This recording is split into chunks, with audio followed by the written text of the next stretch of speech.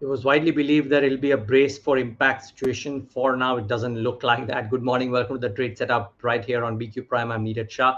First, Taiwan does brace, of course, for China drills with Nancy Pelosi set to meet the Taiwanese president.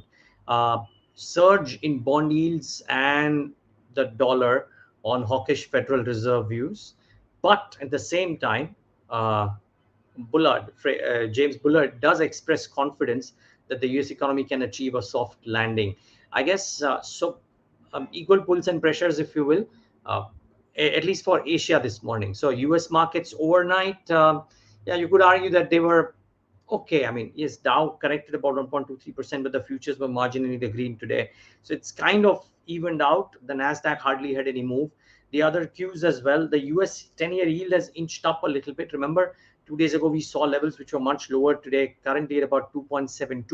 So a bit of an uptick there, but nothing too dramatic. The dollar index steady, Bitcoin steady. So risk assets are kind of okay in the session. The SGX Nifty today should not be doing much brouhaha. So either on the upside or on the downside, don't anticipate too much of just about 53 odd points.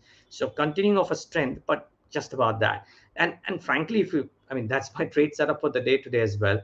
That what happened yesterday and the daily gains in the broader markets lead to the bullish momentum remaining unchanged.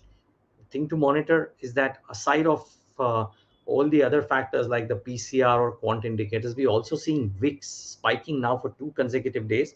And to my mind, that remains a bit of a monitorable. All of these now are now hurtling towards territories from where typically it kind of signals a reversal. Let's wait and watch if that happens. But I do think that when I speak to fund managers, and I spoke to a couple of pretty smart people yesterday, the opinion was that because India as an economy is faring much better than some of the other counterparts because of various factors, as a result of which the belief that results, when good results were not being met with enough reactions, I think that's a thing of the past. Currently, now the last 2 weeks, we've seen that strong results are meeting with some fairly strong stock price movements as well, and vice versa, of course, and that may well continue. But this is now a template wherein the positive surprises are getting rewarded quite considerably. The negative surprises, okay. I mean, as was the case with Zomato yesterday, by the way. I do think watch out for consumer stocks yet again. Durable companies might have mixed reactions, but you see anything consumer viewers, I think that's doing well. Frankly, I know a lot of people are talking about how manufacturing as a theme has come of age and it's doing really well. To my mind, direct to consumer, and I'm not talking about FMCG, but leave FMCG, which is also probably okay, but direct to consumer discretionary, hotels, restaurants, malls, multiplexes, Zomato, all of those are just doing amazingly well in the quarterly numbers print thus far. In some cases, the print is much better. And frankly, it's not just the fact that they've done better because of a COVID impacted quarter at the base. 3 year CAGRs for a bunch of companies are doing really well. Today is no exception, by the way. I'll talk about one or two of those which have done well in the quarter numbers gone by. Flows positive. FIs bought about 825 crores, so that continues to remain a positive. Remember, 2,600 crores yesterday, a day before yesterday, 825 crores in trade yesterday. So that seems to be okay. In today's numbers, we'll have, interestingly, Adani Wilmar, so that will be interesting. Inox Leisure and Devyani International could both come out with good numbers, I would reckon. Interglobe Aviation, I would believe, would also probably have good numbers. Just the fact that crude as an average was much higher in the April to June quarter, and those averages might lead to the cost pressures that might be seen for Interglobe Aviation for the quarter. So that might impact some of the below the top line numbers, but net, all of these consumer facing stocks could really do well. So it'll be interesting to watch. What are the stocks to monitor today based on results? Otherwise, it's a very long list. So I'm getting started. I didn't even have space for putting in some brokerage opinion today. Those many companies and those many stock reactions anticipated. Start off with what I believe, 2 or 3 stocks, which could be stocks of the day, to be honest. But I'll choose Lemon Tree. Revenue is up 61%. I'm doing a quarter-on-quarter comparison simply because YOY anyways look good. But quarter on quarter, 61% uptick in revenues, EBITDA up 4x at 87 crores. EBITDA margins at 46% versus 18%. Net profit at 13.85 crores versus a loss of 24.62 crores. Some of this might be baked in the recent price movement, and I'm not commenting on whether the stock will necessarily do well or no, but the results are quite strong. Look at the highlights as well. The ARR at about 4822 rupees per, and that's about 104% YOY uptick, 18% QOQ uptick. And look at the Q1 FY20 number, that was 4,000. So compared to a pre-pandemic number, about a 20% uptick in the ARR. Pretty strong show there. Occupancy level 65% versus 29% YOY and 46% QOQ. Again, QOQ comparison too, really strong occupancy. And RevPAR at about 3138, up about 349% YOY and 66% QOQ. So on most parameters, Lemon Tree's clocked in really well. And that's why I reckon this could well be the stock of the day. On the negative side, the stock of the day could have been Voltas. I've chosen Lemon Tree as my stock of the day. But this is a close second or a close third, if you will. But look at Voltas numbers. Revenues up 55%. Now let's just stick with the numbers if we can. Revenues up 55% at 2,708 crores for a Voltas versus 1,785. So the revenue number looked okay, but steep margin pressure for a Voltas, as a result of which the EBITDA margins came off to 6.3% versus 7.6%. The expectations for Voltas were about 9% or thereabouts. Net profit fell about 11% at 108 crores versus 121 crores. So a bottom line disappointment led by margin disappointment. Now the highlights, right? UCP segment faced some intense margin pressure, and it faces steep margin pressure going ahead as well. The weak order inflows and cost overruns have impacted the EMP segment, and EBITDA margins are well below the 10% mark achieved in pre-COVID Q1 FY20. Weak quarters, much lower than what it did in the past. All of that might hurt Voltas today. Bosch could be okay. And again, I thought actually the numbers were much better than what the street was working with. So revenues up 45%. EBITDA margins expanded to 12.7 versus 12.5. Net profit up 29% at 334 crores versus 259 crores. And so numbers higher than estimated. And the commentary from the management, the managing director of Bosch, saying that the strong momentum exiting FY21-22 or FY22 was sustained and further improved in the past quarter due to recovery in the overall automotive market. This has bolstered our confidence that we will surpass the peaks of FY18-19. Quite something for the MD of such a large company to make such a confident comment. Just shows the underlying confidence within. I reckon Bosch could well be a stock that could react. Though keep in mind, viewers, that the Class 8 truck sales haven't been the most positive, and that is something that people should keep in mind. Yeah, I think the numbers didn't look all that great. 10,600 units, lowest since November 2021, down 60% YOY, 29% month on month. Negative for Motherson, Bharat Forge, Ramkrishna Forgings. Bosch not in that same bucket, but auto ancillaries, you never know what happens. But yeah, but I think net individually, Bosch could do well. Deepak Nitrite, much unlike some of the other specialty chemical companies, because it's got probably a larger proportion of commodity chemical business as well.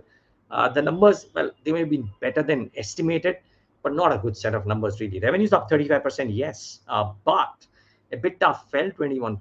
EBITDA margin, look at that, 17% versus 30%. Net profit down 22% at 234 versus 221 crores. So the numbers not great. Now, viewers, I mean, you could argue that, and of course the stock has cut it quite a bit, but just compare it with the numbers of some of the other spec chem companies, and this leaves a bit to be desired. Like I said, maybe better than what the estimates were, but net the numbers are not the greatest.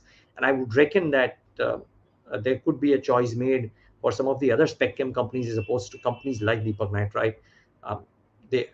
We'll hope to talk to the management shortly and try and understand from them whether some of these pressures could ease off in the quarters to come, or could FY23 as a year be a bit of a tough period for Deepak Nitrite on the cost front. Let's wait and watch. I think the management commentary out there would be helpful. Another one in which a lot of positions were built ahead of time, Paradeep Phosphates. A lot of WhatsApp rumor talks about how some of the mutual funds have acquired it, etc., etc. Revenues were okay, but margin pressure certainly felt, as a result of which PAT has remained flattish despite an 85% uptick in revenues. That tells you a story or two about how not necessarily the best of quarters for Paradeep. Though the revenue growth is very strong, and that should aid confidence. At some point of time, maybe margins will come back. Let's wait and watch. M&M Financial Services July disbursement numbers are out, and the disbursements rose about 63% YOY. Collection efficiency for M&M Financial was 97% for July versus 95% for July 2021, and they expect further improvement in stage 2 and stage 3 assets during Q2 FY23. So strong show, I reckon, for the month of July for M&M Financial. Maybe the stock reacts a bit. Some other results, viewers, I haven't done really remarkable in-depth research, but the basic numbers for some of these looked okay. So Navneet Education, Q1 net profit at 149 crores versus 44 crores. Strong show there likely. Geojit on the other side, not a strong show. Consolidated net profit at about 21.3 crore versus about 37.5 crores. So brokerage stocks continue to face some bit of pressure. There was an exchange wherein the Q1 EBITDA margins were at 8.61% versus 11.39%, not strong at all. Sheela Foam EBITDA margins looked okay, 9.03 versus 6.94. So two hits, two misses out there, likely on the face of it. In some of the others, Schneider Electric Infrastructure net profit grew at 26.5% versus loss of 16 crores. So that was interesting. A YOY, of course. Web of Global, yeah, on the other hand, 19.7 crores of profit versus 98 crores. So much big dip in profits for Web of Global. And GIC Housing Finance, wherein the net profit was at 39.1 crores versus 2.8 crores. So really strong show by GIC Housing Finance as well. So these were result-related stocks. Very quickly, let me rattle out some of the others. So Zomato, a block deal of nearly 7.8% shares likely. Watch out for this one. May have a bit of a reaction early morning, but has been a strong traction yesterday. So maybe that will help the stock. HDFC Bank, the company gets in principle SEBI nod for merger with HDFC, or two pharma names like Jubilant Pharma Nova, wherein the US FDA has issued 6 observations following the completion of audit of a dosage formulation in Roorkee. So maybe this one has a reaction. Or Aurobindo Pharma again, Form 483 for Srikakulam in Andhra Pradesh. The company said that it will respond to the observations and none of them are related to data integrity. But maybe the market takes a bit of a negative view onto both of these stocks. So wait and watch. And Easy Trip Planners, Nomura Singapore bought about 11.5 lakh shares at about 399 a piece. Remember, this is the other one that came out with a fairly strong set of numbers as well. So net viewers, that's the long and short of what the trade setup for today is like. And remember, India is faring a lot better than some of the EMs. I think multiple people believe that compared to a bunch of other Asian markets or emerging markets, India is fared much better. Forex reserves are okay. We are able to buy cheap crude from Russia. Some of the other parameters are okay. Yes, the rupee is depreciated, but so have the other currencies, and India has done much better. Actually, frankly, you don't need to listen to anybody. The markets tell you a story. And for this, you look at the money markets, look at the rupee depreciation vis-a-vis the depreciation in some of the others, and that tells you how some of the people might be viewing. Yes, the RBI may be defending the rupee a bit, but it can't defend it so much that the rupee will outperform quite substantially. Some of it has got to do with natural market moves, and that maybe should tell you a story or two about how FIs are viewing India. Let's see. Hopefully this helps the Indian markets in the days to come. Thanks so much for tuning into the trade setup. Have a safe day ahead. Watch out, as I say, for the last few days for the consumption stocks.